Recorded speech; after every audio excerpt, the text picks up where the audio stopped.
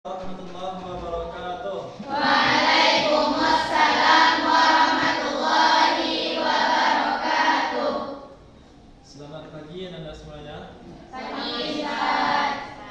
Apa kabar? Alhamdulillah sehat walafiat khair wa anta Ustaz. Alhamdulillah. Baik, pada pagi hari ini sebelum kita mulai pembelajaran, tampaknya kelas sudah begitu rapi. Dan untuk kesempurnaan silakan kepada ketua kelas pimpin doa terlebih dahulu. Ista'in. Tafakkur. Istamnya. Iqra'ud du'a. Bismillahirrahmanirrahim. Rabbi shrah li sadri wa yassir li amri wahlul 'uqdatam min lisani yafqahu qawli. Rabbi zidni ilman warzuqni fahman. Amin.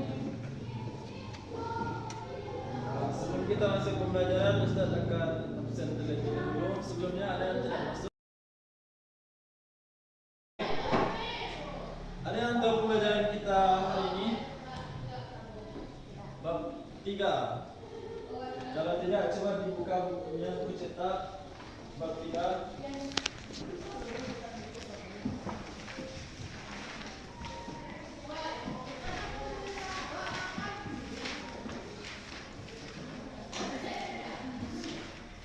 Sudah semuanya? Oke, seperti yang tertera di papan tulis, Ustaz hari ini gunakan PowerPoint untuk penunjang pembelajaran kita. Bab 3 kita akan membahas tentang peran pesantren dalam dakwah Islam di Indonesia. Jadi pada hari ini kita akan bahas tentang bagaimanakah peranan pesantren di Indonesia itu dalam menunjang pendidikan atau dakwah Islam di Indonesia. Sebelum kita masuk kepada materi, jika kita membahas tentang pesantren, apa yang terbayang oleh Anda? Betul.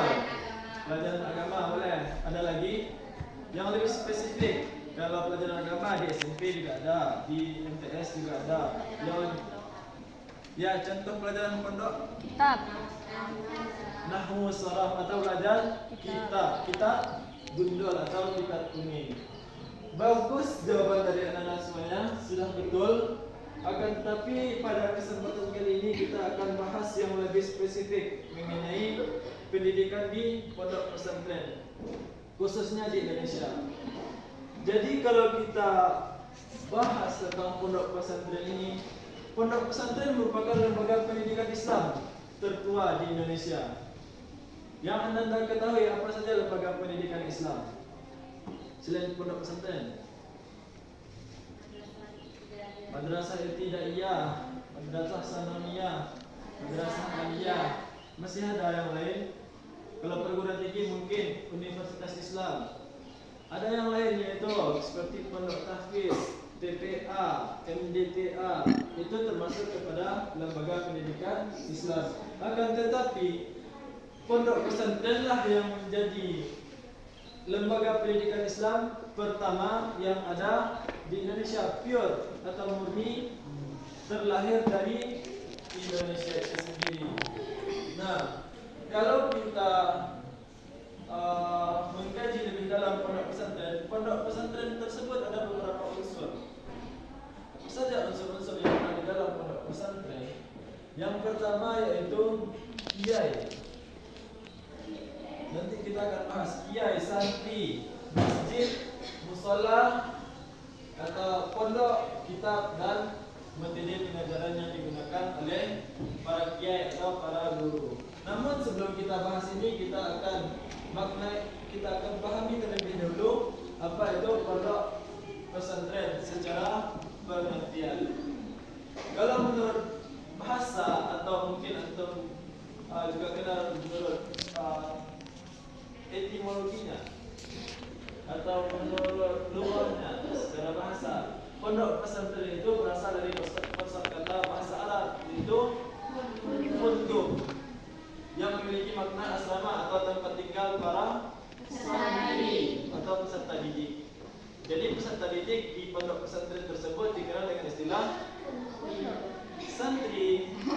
Kalau tempat tinggal santri memang pondok. Nah, ini sengaja Ustaz tulis tebalkan supaya lebih memahami. Kalau secara bahasa itu pondok pesantren berasal dari kata pondok yang maknanya tempat tinggal atau asrama dari peserta didik atau santri.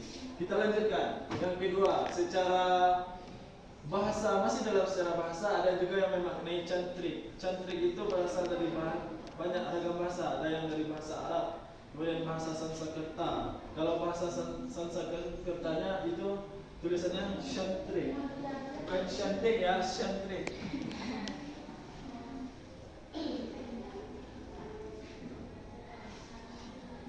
Secara bahasanya atau dari bahasa Sanskertanya itu santri ilmu agama saja, akan tetapi juga mempelajari ilmu-ilmu lain yang mengataskan Al-Quran dan Sunnah, seperti itu. Kalau secara pengertian, kita lanjutkan. Nah, ada beberapa unsur yang terdapat atau ada beberapa unsur sebuah lembaga tersebut dapat dikatakan pondok pesantren. Nah, inilah unsur-unsur dari pondok pesantren. Ada kiai, ada santri atau peserta didik, kiai yang mengajarkan atau orang yang memberikan pendidikan di pondok pesantren tersebut. Kemudian ada santri, masjid merupakan salah satu sarana penunjang berjalannya proses pendidikan di pondok pesantren. Kalau zaman dahulu itu pondok pesantren tersebut belum seperti yang kita rasakan sekarang ini. Ada gedung bangunannya, ada fasilitas yang lengkap, mewah, kemudian juga tersedia buku-buku penunjang yang lainnya. Kalau dahulu tersebut di pondok pesantren tersebut, misalnya santri atau peserta didik mendatangi rumah kiai, kemudian disitulah terjadinya proses pembelajaran atau proses pembelajaran tersebut terjadi di sebuah tempat seperti masjid atau musola atau suatu bangunan khusus yang memang diperuntukkan untuk tempat berjalannya proses pendidikan tersebut. Kalau sekarang kan sudah serba lengkap, serba ada. Kalau dahulu tersebut bermodalkan satu saja, yaitu kitab gundul atau kitab kuning. Nah, itu masjid atau musola sebagai sarana penunjang atau tempat berlangsungnya proses pendidikan tersebut. Kemudian yaitu ada kitab kuning. Kitab kuning ini merupakan sebuah alat yang digunakan untuk dijadikan acuan atau pedoman dalam proses pembelajaran tersebut berlangsung. Nah, contohnya kiai memiliki sebuah kitab. Nah, ketika proses pembelajaran tersebut, segala sesuatu yang ada di kitab itulah yang akan diajarkan oleh kiai kepada santri. Ada namanya sistem yang mana santri duduk berkeliling di dalam sebuah ruangan, kemudian kiai yang berdiri di tengah-tengahnya. Nah, nanti kiai akan bacakan kitab, atau ini sekarang dikenal dengan istilah ustaz. Kalau kita di pondok ya ustaz misalnya menjelaskan di depan, kemudian dibacakan isi kitabnya, kemudian antum dengarkan, kemudian nanti terjadi dialog atau diskusi antara antum. Misalnya yang tidak dipahami ditanyakan kepada ustaz nanti jelaskan kepada antum sampai antum paham. Oke. Ya, silahkan. Apa tujuan dibentuknya pendidikan pesantren? Bagus pertanyaannya. Tetapi itu akan saya jelaskan di slide berikutnya, akan kita bahas. Namun sejauh yang kita dari pengertian sampai ke unsur-unsur, ada yang ingin ditanyakan? Tidak paham. Putri, ada berapa unsur-unsur pondok pesantren? 6. Betul, ada 6 unsur-unsur pondok pesantren. Selanjutnya, Kiken, apa saja unsur-unsur pondok pesantren yang 6? Ya, boleh, coba sebutkan. Kiai, santri, masjid atau musola, pondok atau asrama, kitab kuning, dari hadis yang kita katakan ini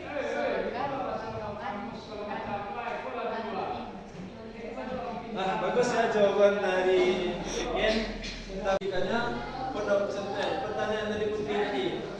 Jadi ada kalau tujuan didirikan yang pondok pesantren itu, kalau secara umum saja tujuan dari didirikannya pondok pesantren itu adalah untuk menciptakan atau membentuk generasi-generasi yang paham akan ilmu agama, atau menciptakan generasi-generasi yang nantinya paham ilmu agama atau menjadi mubalik, seorang dai yang akan mendakwahkan kembali ajaran agama Islam kepada rakyat.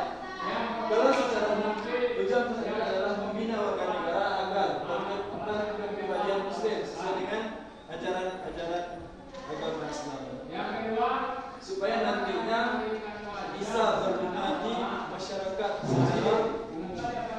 Kalau secara khususnya tujuan dari didikannya jiwa Islam sesuai dengan agama Islam, kan banyak sekarang ini orang-orang yang paham agama akan tetapi tidak sesuai ketika dia menyampaikan semua ilmu dengan apa yang dilakukannya, bertolak belakang. Yang disampaikan kebaikan sementara dalam kesehariannya melakukan yang bertentangan dengan apa yang disampaikannya.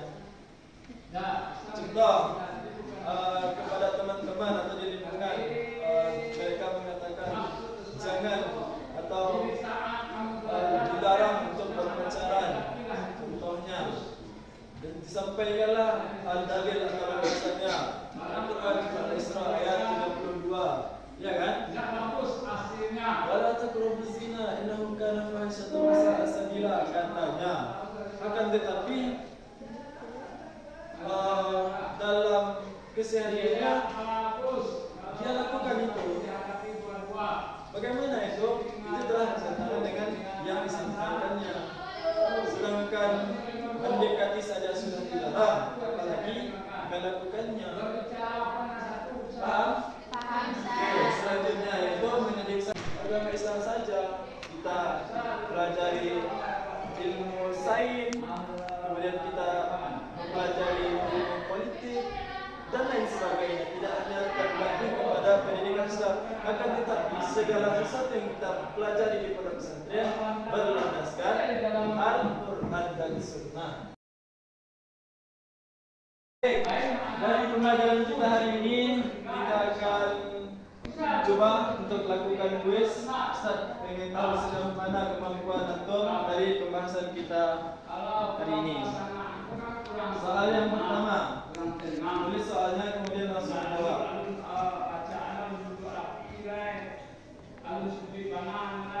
Sebutkan atau tuliskan makna dari funduk. Makna dari funduk, makna atau arti. Boleh. Sudah langsung jawab.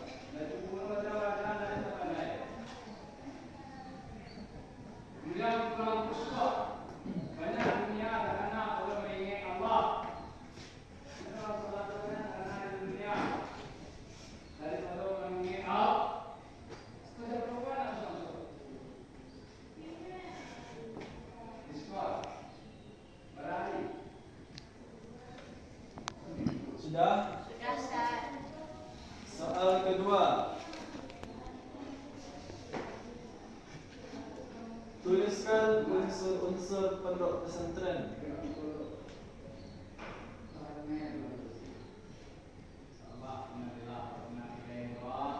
Oh, tadi Ustaz.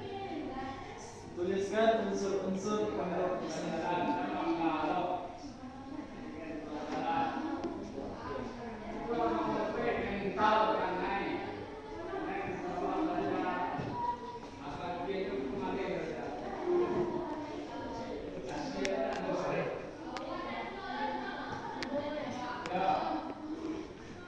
Kalau jawab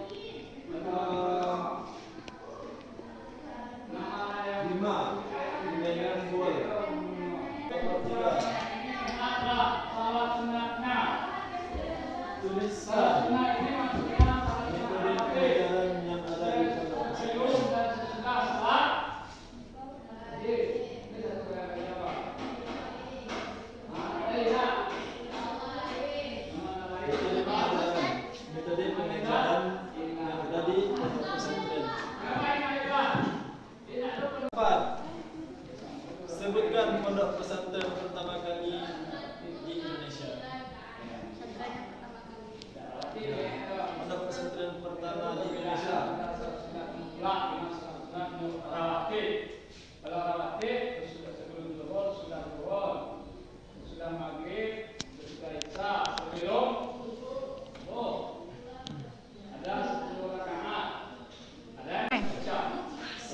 Terakhir,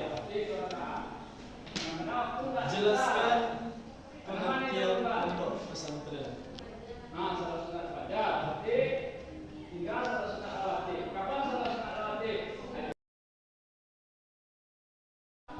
Baik, setelah kita laksanakan tes, saya rasa antum sudah bisa memahami pembelajaran kita pada hari ini. Karena waktu kita sudah hampir habis, jadi pembelajaran kita pada hari ini kita cukupkan sampai hari ini. Untuk pertemuan selanjutnya, silakan dipahami poin selanjutnya, itu tentang pendidikan pesantren Indonesia, yaitu beberapa pondok pesantren di Universitas Untung. Silahkan dipahami. Ini akan kita pahami kita pelajari pada pertemuan selanjutnya. Baik, mungkin itu pembelajaran hari ini. Setelah akhiri, terima kasih. Assalamualaikum